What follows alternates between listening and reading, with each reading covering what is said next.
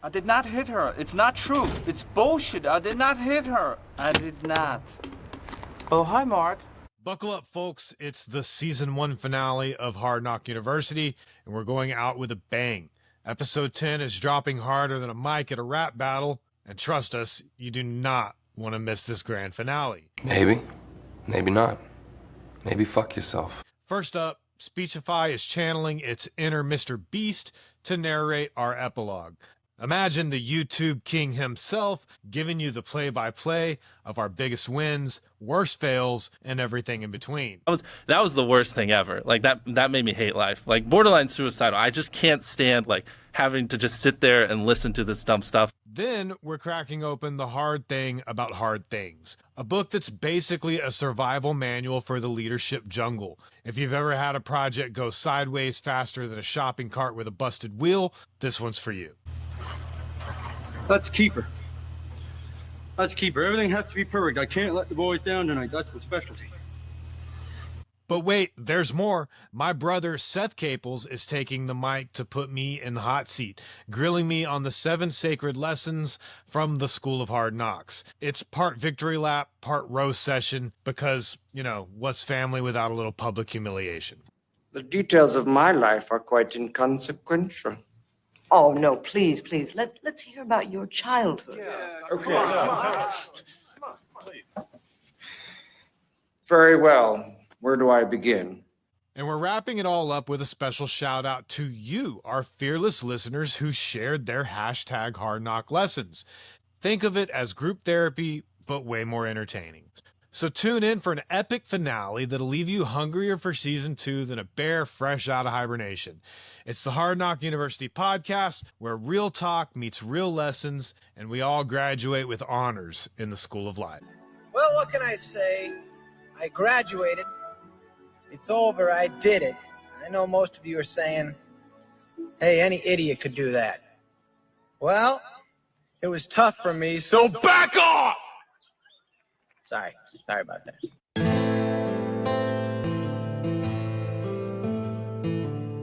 So that's all that happened to me today. I learned the hard way. Actually, it was a good learning experience for me.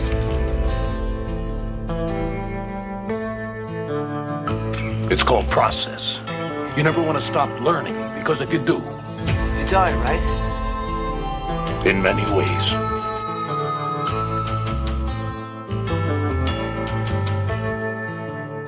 I don't understand why you insist on learning things the hard way, Trey, but you gonna learn. Oh yeah, you gonna learn. I'm not afraid, Mr. Burr. My mind will protect me. I'm a man of science, a man of learning, a man who knows how to buy the finest books.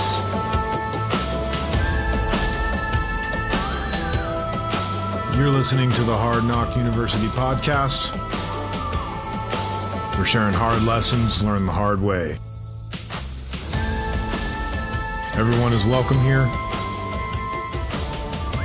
All we ask is that you bring an open mind and a good attitude. But on the other hand, man, I just as soon keep working, keep a little change in my pocket.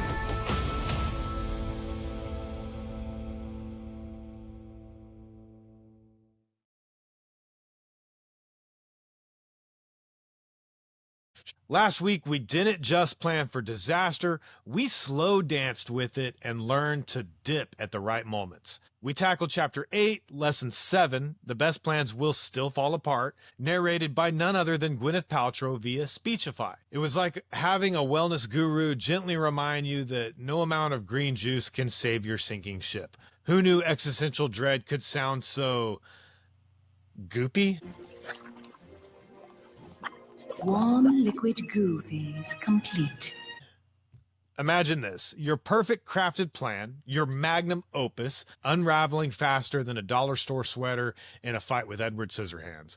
That's right, even the best laid plans can crumble like a gluten-free cookie in a rainstorm. What?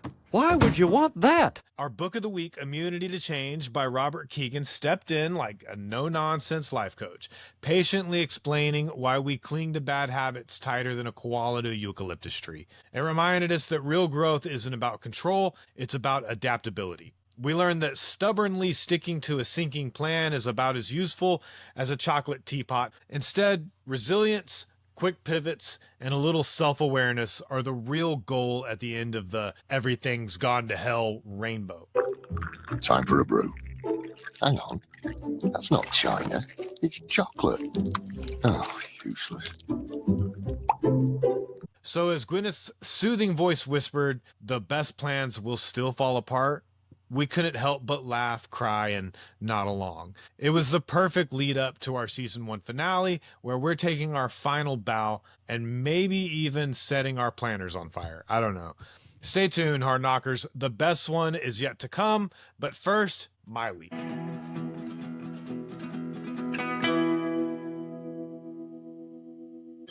I have been stabbed, shot, poisoned, frozen, hung, electrocuted, and burned. Oh, really?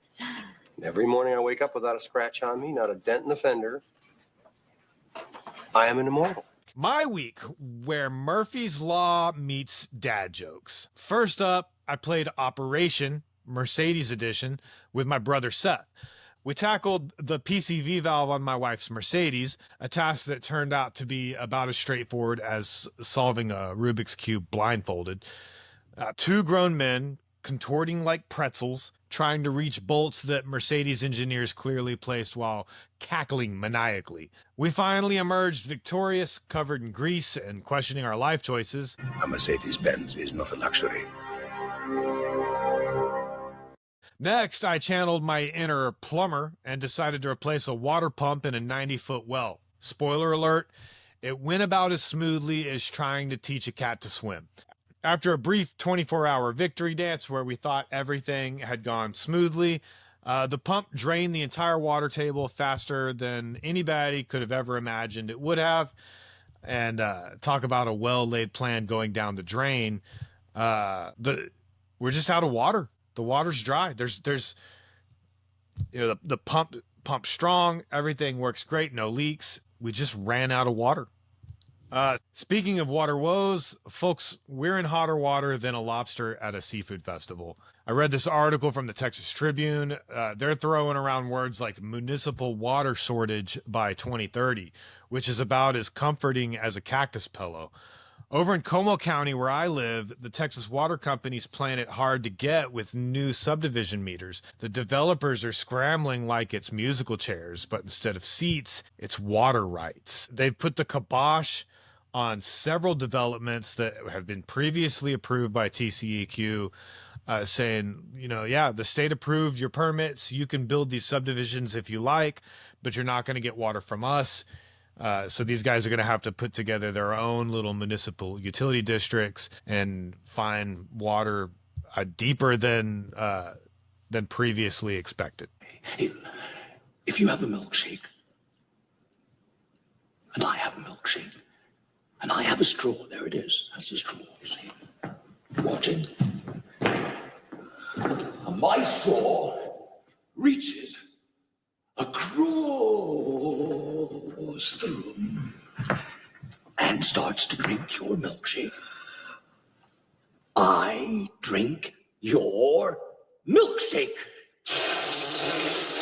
I drink it up. The week ended on a high note, literally. I chaperoned my daughter's UIL orchestra trip where I witnessed a herd of 14-year-olds turn into musical prodigies. Oh, man. They did this sight reading competition where they get 10 minutes to review a brand new piece of music that they've never seen before, and then they have to perform it. These teenagers are killing it. They're very talented musicians. And as for the instructors and staff, man, they deserve a standing ovation and a lifetime supply of earplugs. So there you have it, my week of nuts, bolts, dry wells, and violin swells. How about you guys? Did your week hit any sour notes, or was it all smooth sailing? Let us know in the comments, and remember, if life gives you lemons, make sure you have enough water to make lemonade. Now, when you take a sip of my lemonade, the first thing you taste is 150 years of fine Pennyweather family tradition. The second thing you taste is the sulfur.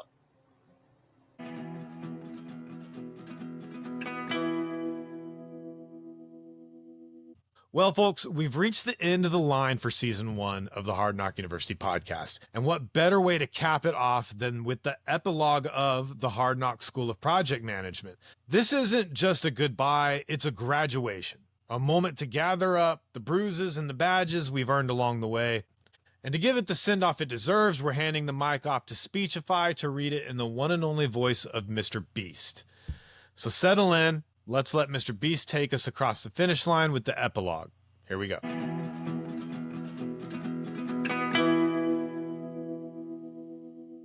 Epilogue. The only real mistake is the one from which we learn nothing. Henry Ford. I failed over and over and over again in my life, and that is why I succeed. Michael Jordan. Graduating from the Hard Knock School of Project Management.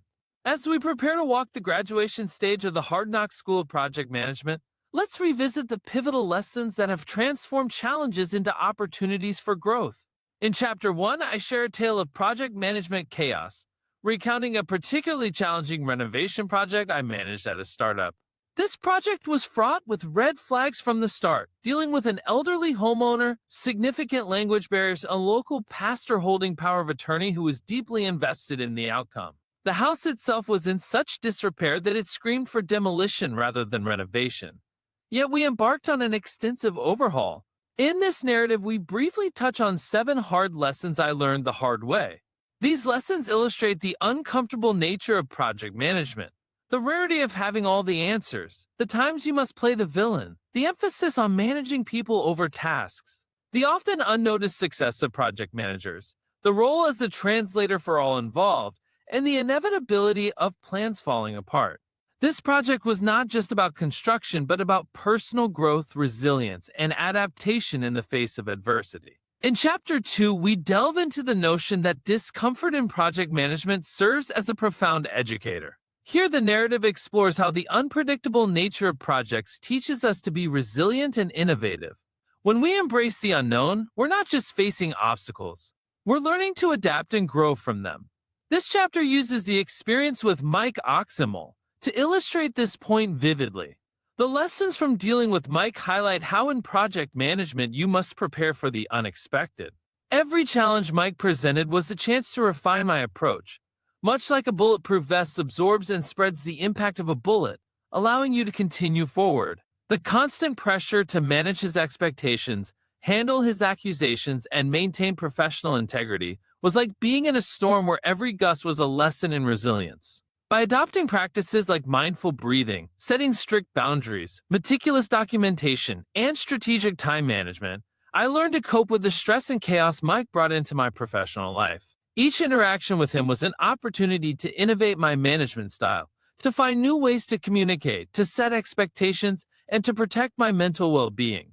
This chapter underscores that true comfort in project management isn't about avoiding challenges, but about being equipped to handle them. Like the evolution of protective gear from chainmail to modern bulletproof vests, project managers must evolve with each project, learning from each encounter to become better prepared for the next. Embracing discomfort here means recognizing it as the precursor to innovation, where every challenge is a catalyst for growth and improvement in handling future projects with greater agility and foresight. In Chapter 3, the narrative delves into the myth of omniscience in project management, emphasizing how this misconception can hinder growth and success. The chapter teaches that acknowledging our limitations is not a sign of weakness, but a pathway to continuous learning and adaptability. This realization is crucial because it shifts the focus from having all the answers to knowing where to find them, thereby fostering a culture of wisdom and grace in managing projects. The journey through managing projects, especially with characters like Mike Oximel, reveals that expecting a project manager to know everything is not only unrealistic, but also detrimental. This expectation can lead to burnout, as the pursuit of comprehensive knowledge becomes an overwhelming task. It can also result in poor decision-making, where the fear of admitting ignorance might lead to rushed or uninformed choices, potentially jeopardizing project outcomes. When a project manager is perceived as the all-knowing figure, it can stifle the growth of the team. Encouraging team members to seek their own answers and leverage their unique skills is far more beneficial than keeping knowledge centralized. This approach not only reduces stress and anxiety for the project manager, but also promotes innovation by allowing room for questions and new ideas. The experience with Frank Hambone and his innovative paint matching technology serves as a practical example of how much one can learn from others. It was a moment of humility and growth for me, recognizing that there are always new methods and technologies out there that can enhance project efficiency and quality. This incident underscored that being open to learning from those around you, whether they're part of your team or external subcontractors, is essential. By embracing the fact that we are never masters of all knowledge, project managers can build networks, leverage team expertise, and stay open to continuous learning. This mindset transforms the role from one of a solitary knowledge keeper to a leader who navigates the vast sea of project management with wisdom, encouraging a team environment where everyone's knowledge is valued. And adaptability is key. Chapter 3 teaches that in the unpredictable waters of project management, our greatest strength lies not in omniscience, but in our ability to learn, adapt, and grow through every challenge we encounter. The hard truth conveyed in Chapter 4 is that leadership sometimes requires one to be the villain. This principle sheds light on the courage necessary to make tough decisions in project management. By embracing decisiveness, we foster an ability to lead with conviction, which in turn can transform potential conflicts into opportunities for building respect and trust. In the realm of residential remodeling, where change orders can be the most common tools of the trade, project managers often find themselves in the uncomfortable position of delivering news that clients do not want to hear. Whether it's about delays, cost overruns, or necessary changes to the project scope, these moments can turn a project manager from a perceived hero into a villain in the eyes of clients. Yet it's here where leadership truly proves its mettle. The insights from Dr. George J. Thompson's Verbal Judo, The Gentle Art of Persuasion, and Chris Voss's Never Split the Difference, Negotiating as if your life depended on it, are pivotal. They offer strategies not just for conflict resolution, but for leading with dignity and empathy in situations where one might initially be seen as the antagonist. Dr. Thompson's Verbal Judo teaches us to navigate these difficult conversations by starting with empathy, understanding the emotional weight of the news we're about to share. Instead of confrontation, we aim for de-escalation, redirecting any hostility into collaborative problem solving. By using techniques like strip phrases to set the stage for honesty and paraphrasing to ensure understanding, we can manage the conversation in a way that acknowledges the client's perspective while still delivering the necessary truth. Chris Voss adds another layer with his negotiation tactics. His approach of tactical empathy, where understanding the emotional landscape of the discussion becomes key, allows us to assert project realities without losing the human connection. By employing strategic questions that invite a no response, we give clients a sense of control, which can be crucial in accepting tough decisions. Active listening becomes an assertive act, turning conversations into negotiations where everyone's needs are considered, leading to outcomes that are not just accepted but respected. When I had to be the villain by making a decision that wasn't popular, like changing contractors on Mike's project, I learned that the way you deliver bad news can either burn bridges or build them stronger. By practicing the art of communication as described by Thompson and Voss, I was able to transform what could have been a destructive confrontation into a constructive dialogue. I acknowledged Mike's frustrations, used his objections to guide us towards solutions, and negotiated outcomes that respected his needs while protecting the project's integrity. This approach requires courage because it involves standing firm on decisions that might not be immediately popular or understood. However, by leading with decisiveness tempered with empathy, we cultivate a leadership style where tough decisions are not just accepted, but understood, fostering an environment where trust can grow even from the soil of adversity. This not only resolves the immediate issue at hand, but also lays the groundwork for a relationship where future challenges can be met with mutual respect and a shared goal of success. Through the human complexities explored in Chapter 5, we uncover that at the core of project management lies the art of managing people. The narrative illustrates that understanding and harmonizing with the motivations of individuals fortifies team dynamics, ultimately leading to projects that are not just completed but are celebrated for their success. Project management often becomes synonymous with methodologies and processes, but the essence of any project is the people involved. People bring to the table their own unique skills, emotions, and personal aspirations, which can either propel a project forward or hinder its progress. Recognizing this, we have to understand that managing these human elements is paramount. It's about more than just task completion. It's about navigating the intricate web of human relationships, motivations, and emotional states. The project manager's role evolves into that of a leader who must understand when to inspire, when to mediate, and how to create an environment where each team member can thrive. Recognizing that effective communication, conflict resolution, and fostering a sense of unity can turn potential discord into synergy. This human-centric approach means leading not just with authority but with empathy, acting as a coach who empowers rather than a boss who controls, and sometimes even putting on our therapist hat, and providing emotional support. Adaptability is another significant outcome of focusing on people over processes. While processes offer structure, it's the team's ability to adapt these processes to real-world scenarios that drives innovation. It's the human element that suggests better ways of doing things or creatively solves unexpected problems. This adaptability is especially vital in an environment where change is the only constant, requiring the team's buy-in and resilience to navigate through project upheavals effectively. By prioritizing people, we invest in the future. Training, mentoring, and personal development within the team not only benefit the current project, but also build capacity for future endeavors. Each project becomes a learning curve, an opportunity for growth, where individuals and teams can refine their skills, turning potential into performance.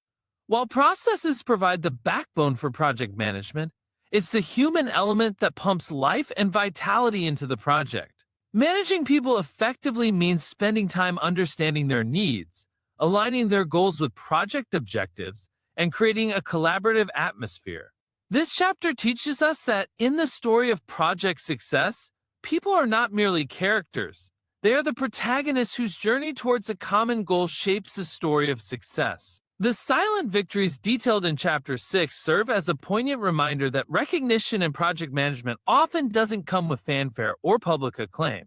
Instead, these victories teach us the value of self-motivation, where the drive to succeed comes from a personal, internal source, resilient against the lack of external praise. In residential remodeling, where the project's end result often steals the show, the project manager's work tends to be eclipsed by the tangible outcomes. The Old House Reborn project, for example, was celebrated for its beautiful design and innovative features, but the countless hours of coordination, conflict resolution, and strategic planning by the project manager were largely overlooked. This chapter illustrates that while the project manager might not always be in the spotlight, their impact is profound and integral to the project's success. It's the unseen work, the meticulous planning, the foresight in managing risks, the emotional labor of keeping a team motivated, and the delicate balance of resources. These are the silent pillars of project success, the framework that holds everything together but is seldom acknowledged in the final celebrations. I encourage project managers to keep a personal account of their achievements, not for external validation, but as a testament to their own growth and competence. This practice of self-recognition fosters an intrinsic motivation, where one's satisfaction and drive stem from the knowledge of having done a thorough and impactful job, regardless of external acknowledgement. By focusing on these personal victories, project managers learn to value their own process and contribution, understanding that their role is not just about leading to completion, but about navigating the journey with integrity and skill.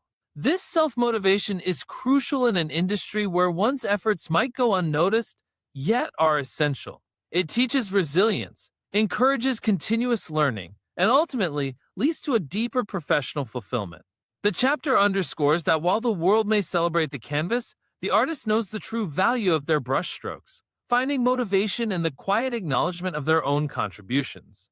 In Chapter 7, we delve into the concept of project managers as universal translators, adept at bridging communication gaps across diverse groups involved in a project. This role transcends linguistic translation, combining the interpretation of complex ideas, technical specifications, and cultural nuances into a language that resonates with everyone from clients to contractors. By doing so, we reduce misunderstandings, fostering a collaborative environment where every voice contributes to the project's symphony, ensuring that it progresses in harmony. This chapter illustrates that effective project management is not just about managing tasks, but about ensuring clarity and understanding among all parties. Much like a referee in a football game or a building inspector at a construction site, the project manager must translate abstract rules or codes into practical real-time actions. They must interpret not only what is said or what is written, but the underlying intentions and emotions, ensuring that the project's vision is communicated in a way that is both accessible and actionable. I like to use the analogy of Star Trek's Universal Translator, which facilitates understanding among different species. In project management, this means understanding the unique needs, backgrounds, and communication styles of each participant. It involves empathy, where one must understand and adapt to the perspective of others, ensuring that technical details are not just explained but felt and understood in the context of the project's goals. Clarity, patience, and active listening are key techniques in this translation process. Just as a referee must read the game or an inspector must apply codes to physical structures, a project manager must communicate in a way that every stakeholder can grasp, adapting based on the audience's familiarity with the project's technical aspects. This role requires not just linguistic fluency or fluency in building codes, but a fluency in translating project deliverables into information that is tailored to ensure comprehension and buy-in from all sides. The chapter culminates with a story of managing a project for a hearing-impaired family, where traditional verbal communication was replaced by text messaging. This example showcases how innovative communication methods can bridge even the most significant barriers, ensuring that the project moves forward not just efficiently, but with respect and understanding for all involved. This story underscores that at the heart of project management is the art of bridging worlds, where every project is an opportunity to connect, understand, and translate diverse human experiences into a shared success. Chapter 8's lesson on adaptability underscores the truth that even meticulously crafted plans can unravel, teaching us to approach our projects with the fluidity of water. This chapter teaches that adaptability is not merely about having a backup plan, but about possessing a series of fallback strategies to ensure that when change occurs, it's not the project's undoing, but rather a catalyst for innovation. Instead of viewing setbacks as failures, we see them as opportunities to pivot and innovate. The need to be flexible means renegotiating with suppliers, adjusting timelines, and even redefining the project's scope. It requires a mindset shift from rigid adherence to a plan to embracing the evolving nature of reality. This approach to adaptability fosters resilience, ensuring that no matter what curveball is thrown, there is always another strategy waiting in the wings. Transparency and communication is key. By keeping everyone informed and involved, we turn potential frustrations into collective problem-solving efforts, celebrating small victories along the way to maintain morale. The lesson here is profound. In project management, success doesn't come from preventing plans from falling apart, but from how we adapt and rebuild when they do. The Old House Reborn became not just a physical renovation, but a testament to the power of adaptability, where change was not the project's downfall, but the path to innovation, teaching us that with flexibility, even the most daunting challenges can lead to extraordinary outcomes. The Hard Knocks School of Project Management has served not merely as a recount of my journey, but as a guiding light for yours. Each chapter, each lesson, is an invitation to grow through adversity, to lead with resilience, and to transform every hard knock into a stepping stone towards leadership mastery. You will make mistakes, you will fail, and you will experience setbacks. This is not a prophecy of doom, but an acknowledgement of the reality of growth. My hope is that you can learn from my mistakes, much like I have learned from the errors of my own mentors. Yet, even armed with this knowledge, you might still find yourself ensnared by the traps of project management. This is part of the journey, part of your education in this classroom of life. Remember these lessons not just as cautionary tales, but as beacons of wisdom. They are your tools to chart your own path to success, a path that is uniquely yours, shaped by the challenges you face and overcome. When you encounter a hard lesson that must be learned the hard way, let it be a moment of reflection and growth. Embrace these setbacks not as failures, but as opportunities. Each mistake is a chapter in your learning saga. Each failure a chance to rewrite the narrative of your leadership. When you stumble, get back up with the knowledge that each fall has made you stronger, wiser, and more resilient. My aspiration for you is to remember these lessons, to internalize them, and to use them as teaching tools for yourself and those who will come to see you as a leader and mentor. When you guide others, share your stories of failure and success. In doing so, you not only illuminate the path for them, but also reinforce your own learning. Here's to your graduation from this hard-knock school, where every challenge faced is a lesson learned, and every lesson learned is a step towards becoming not just a great project manager, but a visionary leader. May you navigate through your project management journey with the wisdom of experience, turning every obstacle into a lesson, every lesson into wisdom, and every moment of mentorship into a legacy of leadership. Remember, the path to mastery is paved with the stones of adversity. But in overcoming these challenges, we find our true potential and our greatest successes. Remember the wisdom found in those timeless sayings? You have to break a few eggs to make an omelet. No pain, no gain, and there's no reward without risk. These phrases, though cliched, carry an undeniable truth that resonates with the heart of every lesson learned.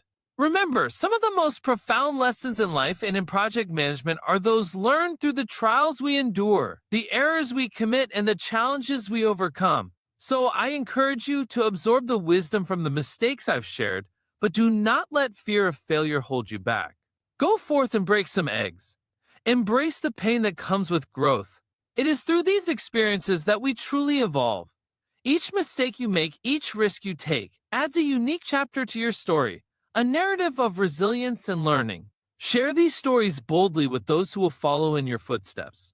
Let your journey be a beacon for the next generation, teaching them not just to avoid pitfalls, but to face their own challenges, to learn, to innovate, and to succeed in their own right. In this way, we contribute to a legacy of learning, where the hard knocks of today become the stepping stones for tomorrow's triumphs. So go, break some eggs, endure a little pain, and craft your own tale of achievement.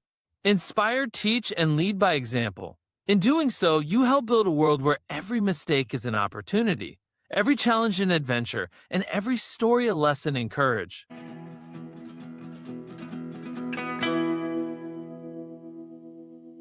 So the epilogue hit like a freight train of wisdom, didn't it? Hearing it in Mr. Beast's voice just made it stick. Those lessons from the Hard Knock School of Project Management aren't just notes in a textbook.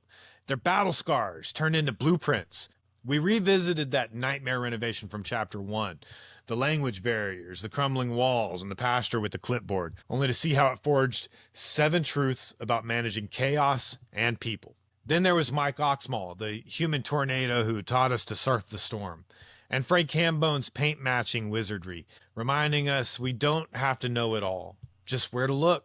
From playing the villain with empathy to translating for every voice at the table, it's been a wild ride with silent wins and epic pivots. That line, the only real mistake is the one from which we learn nothing, courtesy of Henry Ford. Man, it's the diploma we're framing as we close out Season 1. But before we hang up our hard hats, let's shift gears to our final book of the week, because even graduates need a good reason to keep the momentum going. Up next, The Hard Thing About Hard Things by Ben Horowitz. Stick around.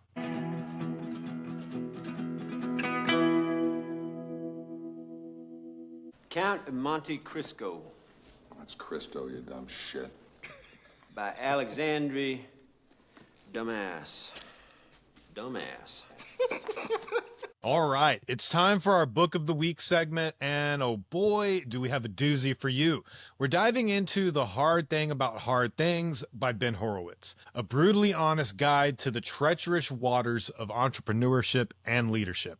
Horowitz doesn't sugarcoat it, folks. This isn't your typical 10 steps to success fluff book. Instead, it's a gritty, no-holds-barred look at what happens when the proverbial shit hits the fan in the business world. Horowitz draws from his own roller coaster experiences as a CEO, serving up a healthy dose of reality with a side of rap lyrics. Now, you might be thinking, what does this have to do with project management? Well, buckle up, because the parallels are as abundant as excuses on a Monday morning. Just like CEOs, project managers often find themselves navigating choppy waters with no clear map. Horowitz's insights on making tough decisions, managing people, and maintaining focus when everything's going sideways are pure gold for our PM toolkit.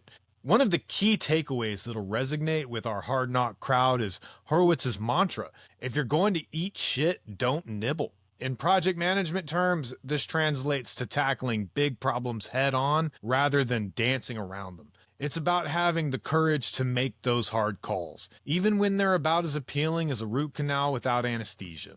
Horowitz also emphasizes the importance of clear communication and transparency. As project managers, we know that sugarcoating issues or hiding problems is about as effective as aluminum nails. His advice to tell it like it is aligns perfectly with our hard knock philosophy of straight talk and no BS. Now, how does this book complement the Hard Knock School of Project Management?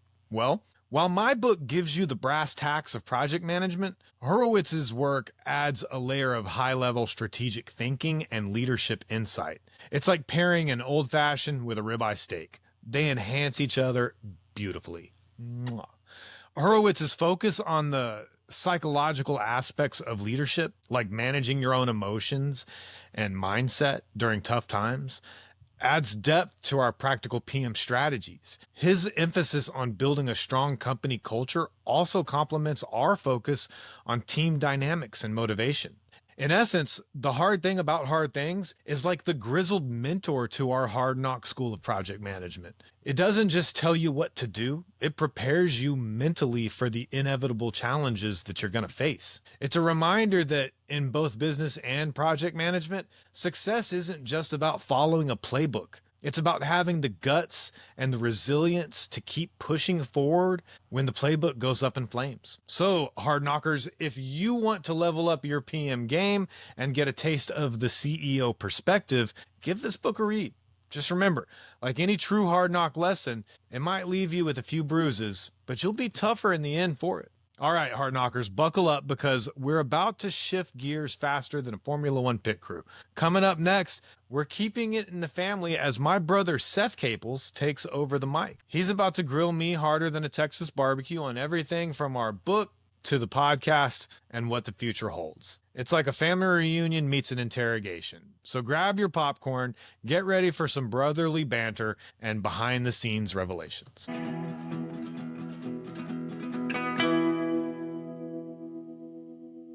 We're recording. We're on. Welcome to the Hard Knock University podcast. I'm Seth Caples, and I'm going to flip the switch and interview Mark Caples. Yeah. All right, Mark. Let's go. Let's do this. Thanks for having me on my podcast. Oh, yeah, you're welcome. Thanks for having me, have you. Yeah. Give people who the hell are you? Who the hell? My name's Mark Caples. I have a long history of being a nobody, really. You know, I dropped out of high school at 15. Went to college for automation robotics technology, did a couple of semesters of that before I dropped out because the math was just hard. But when I was doing that, I worked as a cattle herder at the Sweetwater cattle auction, and I, did handyman work. Had a knack for carpentry, and people were always back then like, oh, it's that guy over there swinging that hammer. That's why you got to go to college, because you don't want to be like that guy. Like, he's scum of the earth or whatever. And I could kind of see, where everybody was going with that, If everybody goes to college and there's nobody around to do those jobs, in building houses, then, supply and demand, that those are going to be good jobs. They're going to pay real well because we're just going to need more houses. And, the ones that are existing are just going to need to be remodeled. And so I decided that was going to be my career path. I was going to do construction and I was going to excel at it. And 25 years later, I wrote a book. You didn't just write a book, you started a podcast. Why'd you start a podcast, and why project management specifically as the main topic? Well, the reason project management for the podcast was because the book was about project management. And at the end of the day, it was the podcast was there to supplement the book. I got to sell some copies. Yeah. And nobody knows who I am. Again, I'm a nobody. So it's on me to build my brand. And so even though I don't much care for social media, I knew that, I'm going to have to really jump into social media. Fortunately, I knew that I could count on AI to help with that a lot. And there's other tools, Buffer. I'm using Buffer now, so I can schedule out all of these posts, just get them all done in advance, let AI do all the heavy lifting and schedule out these posts so that they just automatically go out. But I needed content, and the current world runs on these little 1-minute videos. And my buddy Johnny had been trying to get me to do a podcast because he had seen these little 1-minute videos. And that's what he wanted, was these little 1-minute videos for marketing purposes. And I'm like, I had done a podcast before, and it was a lot of work. And I didn't want to do another podcast because I knew how much work it was. And I'm a bit of a perfectionist, you know. I can't just record this thing and then put it out unedited. I gotta play with it, you know.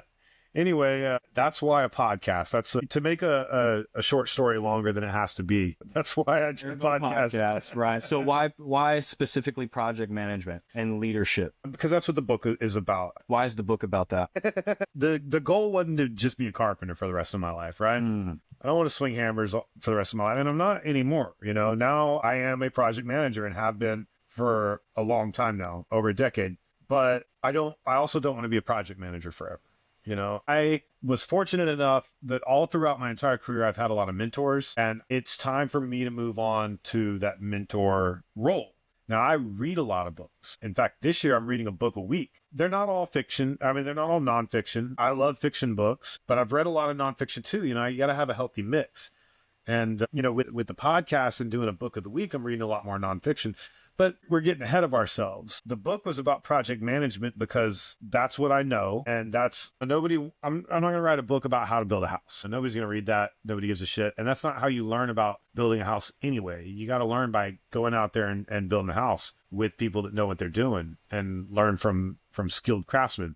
What I can do is tell you about all these books that I've read and condense them down into this, you know, one much more shorter book. I needed kind of a hook. So I had written this social media post with a little help from AI, but you know, you see other people doing these really crafty social media posts. And so I came up with the 7 hard lessons I learned the hard way. Now I started there and wrote that post. And then from there turned it into a book. I was like, it occurred to me after crafting that social media post that these are chapters of the book. I could go on for a whole chapter about each of these lessons. And that's exactly what I did. And I used a lot of like my job logs and stuff. Like on every job, everything's documented. You know, I have a daily job log of everything that I did on that job and all the crazy shenanigans that happened. It's all documented.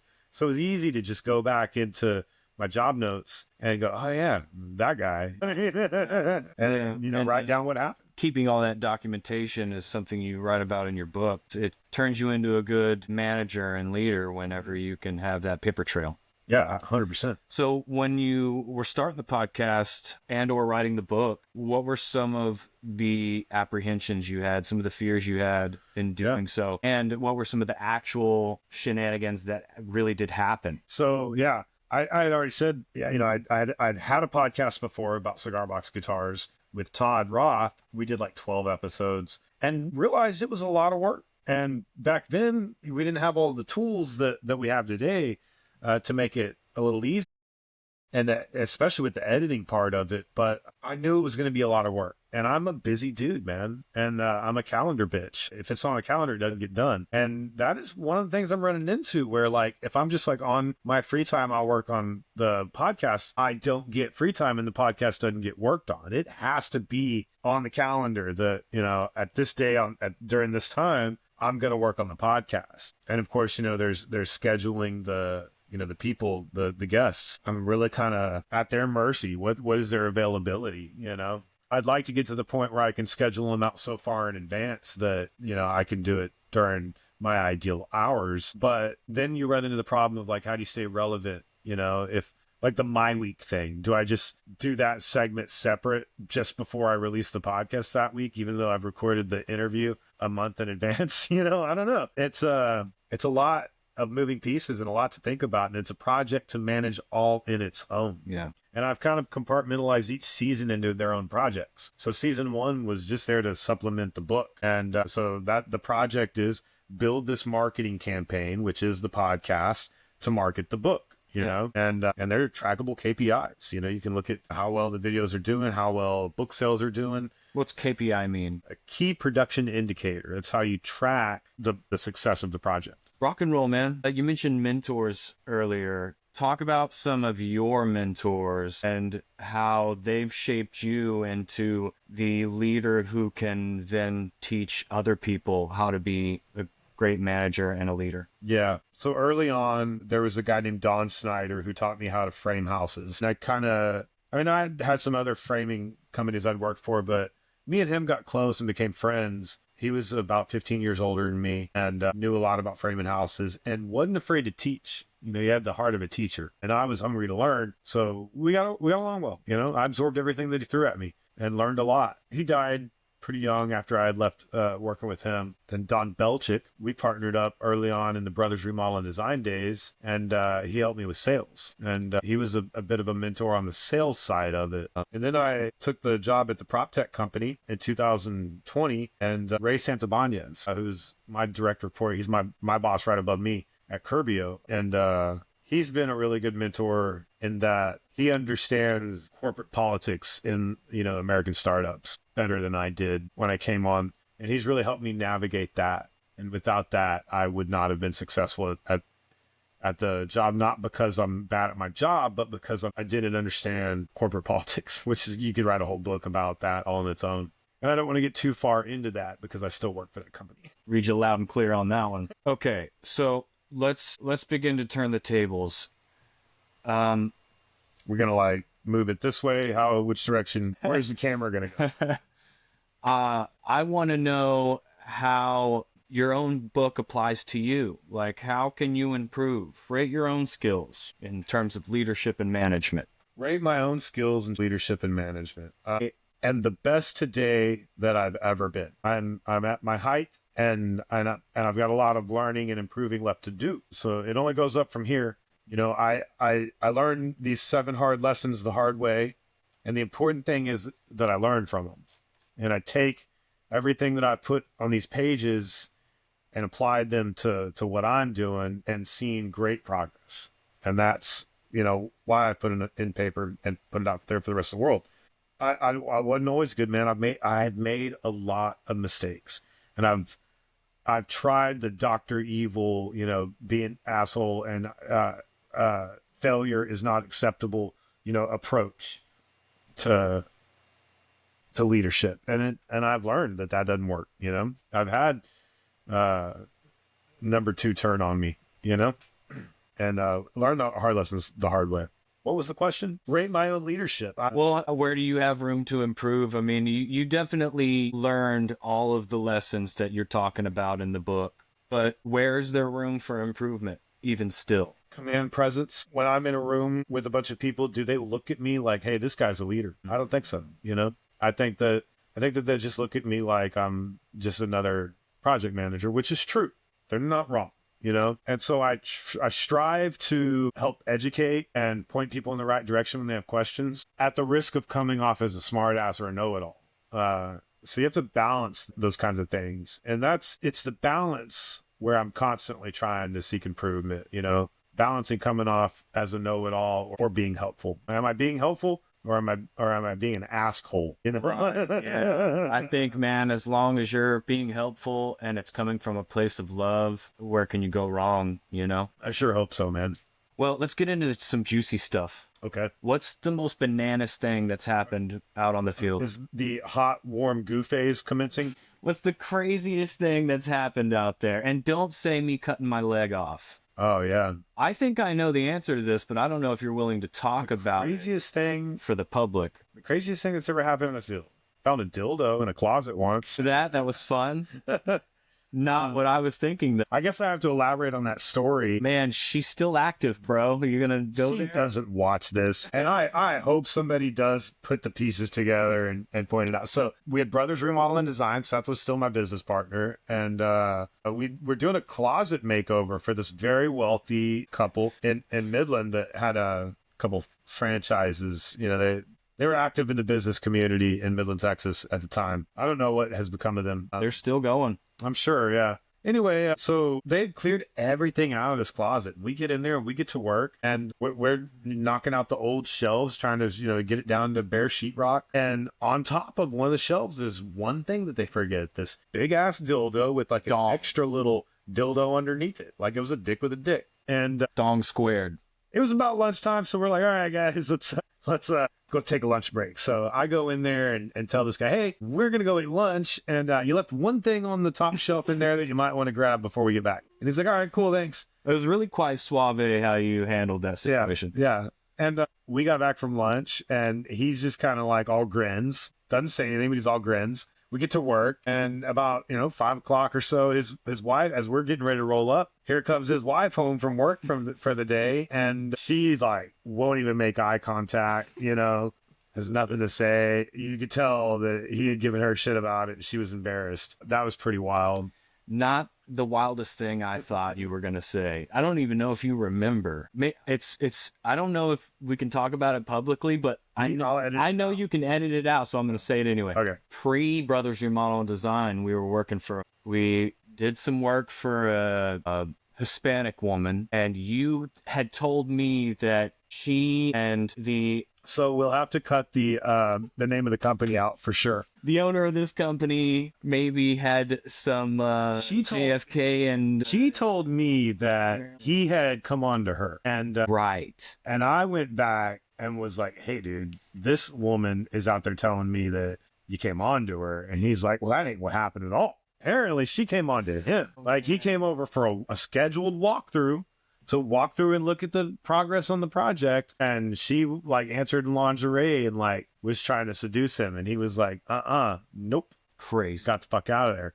And so she was trying to play like disaster control, I guess, by trying to convince me that I'm just the lead carpenter on this job. I was just there to do the work, but I guess she wanted to get out in front of, if I heard the story, make it sound like she wasn't the bad actor in all of this, Hilarious. I don't believe her. I believe my boss, man. But that's of course. I believe him too. He's a good dude. I guess what's the craziest thing that's happened to me we could talk about? Because so many things have happened to me on some of our escapades. I mean, things keep happening to you. Yeah, no kidding. I've cut both legs off. Yeah. I mean, which one was the craziest for you? I should ask you, what have you learned? No, I want to know. Have you learned anything? Well, I learned that I'm a moron. No. Let the wind have it. What I learned from I learned pinning back the blade guard on your saw is a bad idea. Well, no. Of course, that's on me, man. We used to always pin our blade guards back. It made you faster in theory. No, man, my pants had like a hole in them, and the hole was had like a flap. Yeah, loose clothing and power tools do not mix. But yeah, Seth caught his leg with the skill saw that had the blade guard pinned back, and I've never pinned back a blade guard since. I will pin it back for one cut if you're making so a jack rafter is a rafter that goes into a hip. So you have a ridge on a roof, and then you have these hips that come down at angles to the corners of the house. And then you have jack rafters that they get a common cut, and then they get an angle on them so that they can meet up to that angled in two different directions across two different planes hip rafter. So it's a complicated cut that the blade guard gets in the way of. It'll bind up in the wood, and you can't make the cut with a blade guard. So the blade guard up for that one cut. Any other time, there's no reason to put in that blade guard back. But, I grew up framing houses with these guys where if you were walking, you're wrong. You have to be moved as fast as humanly possible on everything. And every nail gun had the triggers pinned back, and every saw had the blade guards pinned back. They were very dangerous job sites. It was, fuck OSHA kind of scenario, and that's the way I learned. And it took you almost cutting your leg off for me to dial that back. You know what I mean? Good times. We all learned lessons that the other day and the day after. I've stuck a and then I've had to take you to the hospital to get shit out of your eye too. Yeah. I watched a flake of aluminum just go straight into my pimple. So I have these baby blues, and I have photosensitivity, so the sunlight hurts my eyes anyways. So I'm almost always wearing sunshades out in the sun. But yeah, I'm not gonna cut or anything. I keep clear ones for when I'm working in the shop, man. Eye protection's big. The one thing that I wish I had taken more seriously is hearing protection. Oh yeah, me too. I mean, what? Yeah. No, seriously though, I've been horrible on safety my whole entire life. You don't realize how much your ears ring until it gets real quiet. Like when you're out in the woods alone, and you're like, "What is that fucking ringing?" That's tinnitus, buddy. So, what's in your future? What's next? So what's in the future for you, and what's in the future for the podcast? Do you have any other books in the works? Yeah, man. Book number 2 is going to be called Proactive Project Management, and it's all about time management.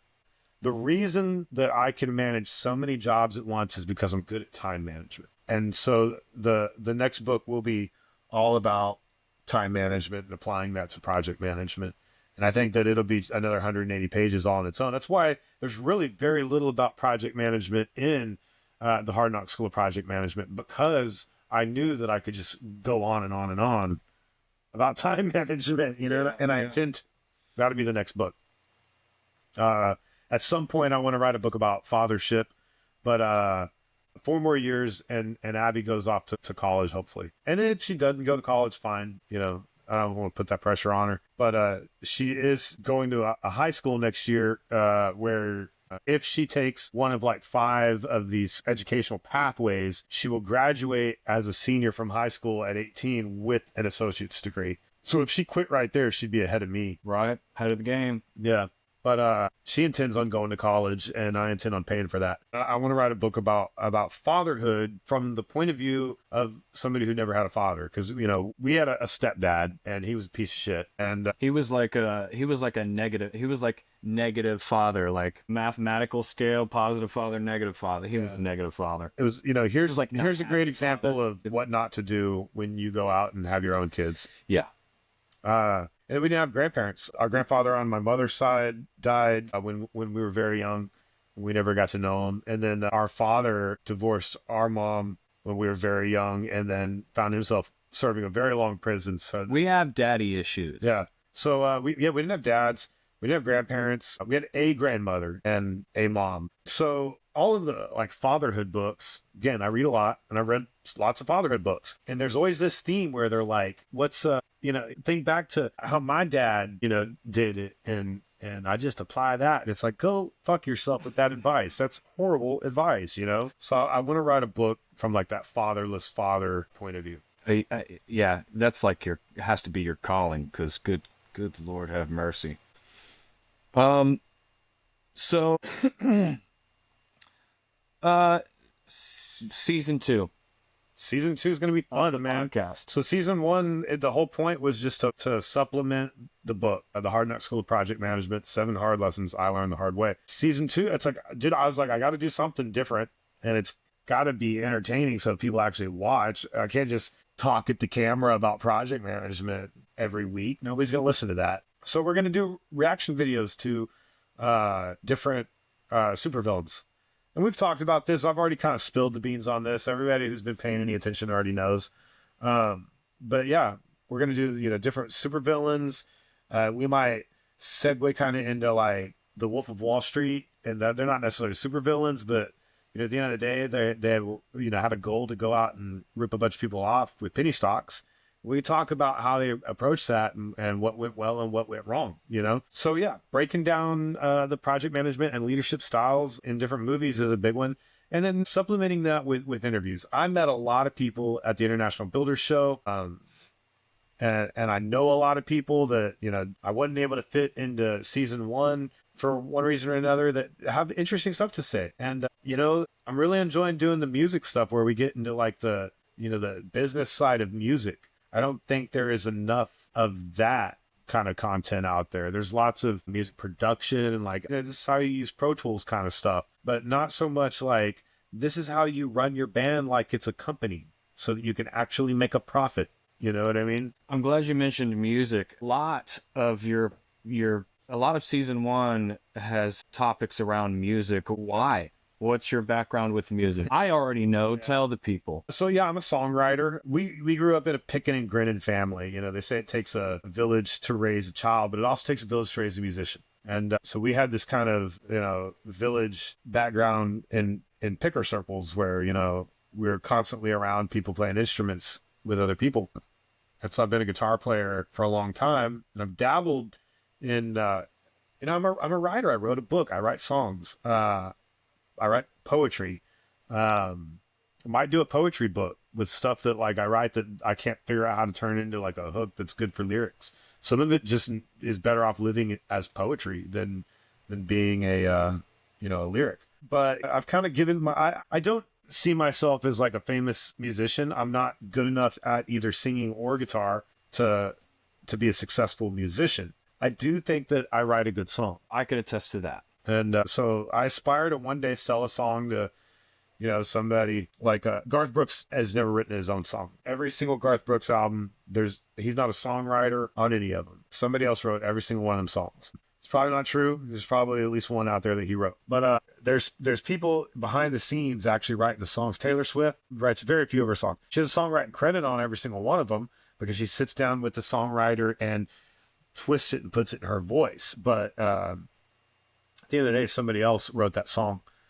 So that's kind of a side hustle that I've got going on. I don't anticipate making much money off of it, but hopefully one day somebody will pick one up and I'll make enough money that I can buy a new boat. Certainly an aspect of you that defines a part of who you are. Yeah, absolutely. So what do you want your listeners to get out of your book? What do you want your listeners to get out of your podcast? What do you want your listeners to get out of you? To embrace your past and embrace the mistakes. Each one of those is a stepping stone to a better you.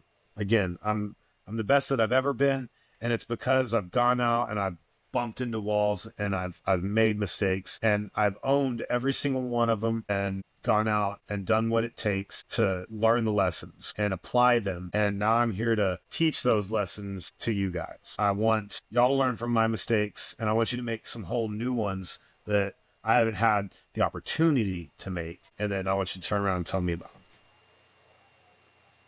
Sweet. Said the worst interviewer on. No, I like it. Listen, man, I just want to go back to turning the tables, and then I'm over it. I want to know, what's the hardest lesson you learned the hard way? Hardest lesson I learned the hard way. I knew you were going to ask me this, and I had something teed up, and I forgot. What was it? Fuck, I had something teed up, and I forgot. I'll have to edit all of this out. Okay, so in the corporate world, it's easy to think that when you go out and you do good work, that the work will speak for itself, and that you'll be next in line for that promotion.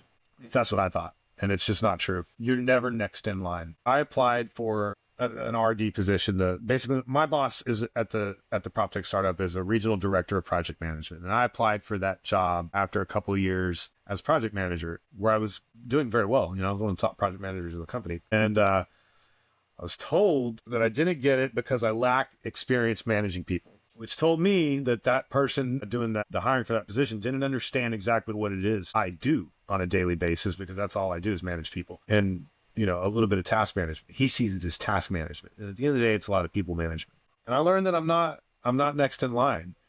They ended up hiring somebody else who was qualified for the job. And that person didn't stick around very long before they were like, you know what, fuck this company, and split. Does that mean that they made a mistake in not promoting me? I don't know. They didn't want to lose a rock star project manager and gain a subpar regional director. And maybe that's exactly what would have happened. I don't know. But I learned that I'm not next in line, and that it's on me to sell the value in that I'm the right choice. I'm the person that should be hired or promoted for that next job. And that's what sparked the book. I knew that if the work's not going to speak for itself, then I have to self-advocate. And I have to go out there and make a name for myself and make sure that everybody who Googles Mark Caples, that they don't find an old mugshot from when I was 22. They find a well-adjusted, middle-aged man who has excelled at everything that he's ever done in his career and is now leading and mentoring and would be an asset to, any company for even as high as a board position, It's just not going to be handed to me, so it's on me to go out and kill what I eat. So because I'm a bad interviewer, I forgot to ask you a question. I'll just go ahead and ask it, and you can work your editing magic. Mm-hmm. Yeah, I'm not going to do that, but okay. Right. Anyway, I think it's an important question because we have all these books behind us, and I think it's important we talk about why you chose to write a book about a bunch of books. Yeah, man. None of this is an original thought. This whole book here, none of it's an original thought. It's not very long. It's not a big book, but I read a lot. And most people don't read a lot, period. Most people don't. So you can read all these other books. You can read 7 books, or you can read this one very short one. Verbal Judo's 3 times as thick as this. Becoming Bulletproof is like 4 times, 5 times as thick as this. Yeah, you can read them, all those books, by all means. I'm not saying don't read those books. read those books. Or just throwing this out here for a fraction of the cost, you can pick up this one very short book and get the gist of it. I lay out the primary points all right there in easy to understand terms. I'm a high school dropout, for Christ's sake. It's easy to read. That's great marketing. All of these books, you can read this one, which has all those in it, except better. Yeah. And if you don't want to do that, I'm doing book reviews weekly on the podcast. So there's that too, you know? Well, rock and roll, man. I think that's it. This has been fucking amazing. I wish I started a podcast. Yeah, that's it. You had wanted to do a music podcast, and I kept turning that down. For the same reasons, it's a lot of work, man. You ain't kidding. My thing was, no, let's do it, but let's do a fake crime podcast because real crime podcasts are big. They're still big today. And, but you could take real crimes that actually happen that nobody has solved and like lay out the facts for that first segment. And then for the rest of it, just go off into, here's what I think happened, you know, and just make wild accusations. And we could both throw out our own stories and then try to weave them together. That would be a lot of fun. I'm still down for that. I'm not opposed to it. I feel like if I'm going to start a podcast, I see how much work it takes just to do that one thing. Yeah. If you're in on the fake crime podcast, I'm certainly going to make you take a lot of the workload because I'm busy. Thanks for doing this with me, man. Thanks for letting me do it. I didn't want to just sit here and talk to the camera about myself and just stroke my own ego. Nobody wants to see that. Yeah. So having you interview me was the right choice, I think. Rock and roll. I'm glad you think that. I thought so. Yeah. All right, brother. Good night. Good night, everybody. I'm rooting for you. Thanks to Seth. Seth Caples, everybody. Oh, do you want to where can all the viewers find, more about you? Just Pornhub. That's it. Check them out on RedTube, guys. All right. Good night.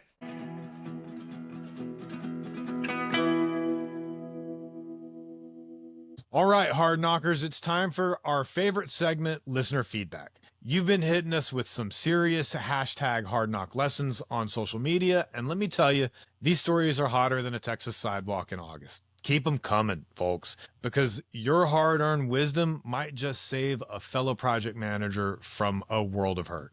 You sure about that? You sure about that? You sure about that? First up, we've got @PM Nightmare tweeting, client insisted on using their genius nephew as lead developer. 2 months in, nephew ghosts us, leaving spaghetti code behind. Lesson, sometimes saying no saves everyone a headache. Hashtag Hard Knock Lessons. So this one is in the coding world, but there's a lot of project managers behind the software that gets coded, and I'm glad that we're getting some cross-contamination from you guys. Talk about a classic case of I told you so. Listen, we've all been there, caught between a rock and a stubborn client. And when nepotism is involved, it's always worse. Next time, stand your ground like a lone oak in a tornado. Document those red flags, present alternatives, and if they still insist, well, at least you'll have a paper trail when it all goes. Scrum Master of Disaster shares, thought I could handle 3 major projects simultaneously. Ended up dropping all the balls. Learn the hard way, know your limits, and don't be afraid to say enough. Hashtag Hard Knock Lessons. Look, man, I don't know exactly what field you're in, but I've done 28 projects at once. And had you asked me before then, hey, Mark, do you think you can handle 28 projects at once? I would have been like, no, absolutely not. But I did it. I pulled it off. I surprised myself and everybody else. And I think it all came down to time management. Time management is key when you've got a heavy workload. It keeps you in proactive mode. And it keeps you from falling into a reactive feedback loop. But the heavy workload, I feel it in my soul. It's like juggling chainsaws while riding a unicycle. It's impressive if you can pull it off, but it gets messy if you don't. So I get it. Here's the deal. Look, saying no isn't a weakness. It's wisdom. Quality over quantity every single time. Better to nail one project than to fumble 3, right? I did what you couldn't do. Now, I'm not saying you're not good at what you do. I'm just saying I'm better. Okay, last up, we've got @Agile Warrior posting, spent months perfecting a product launch, only to have a competitor beat us to market by weeks. Painful lesson in done is better than perfect. Hashtag Hard Knock Lessons. That's a gut punch. It's like training for a marathon only to find out the finish line got moved. But here's the silver lining. Now you know the value of speed. In our fast-paced world, good enough today often beats perfect tomorrow. So next time, focus on MVP, minimum viable product, and reiterate like your career depends on it, because it just might. You must excuse me. I've grown quite weary. Come on. Finally, my friends, at long last, the day has come. We have the means, the understanding, the technology to allow spiders to talk with cats. Keep those stories coming. Whether it's a project meltdown, a team mutiny, or a deadline disaster, your experiences are gold for the rest of us. And remember, in the School of Hard Knocks, we're all students and teachers. So share those lessons, and let's build a community together that's tougher than a $2 steak.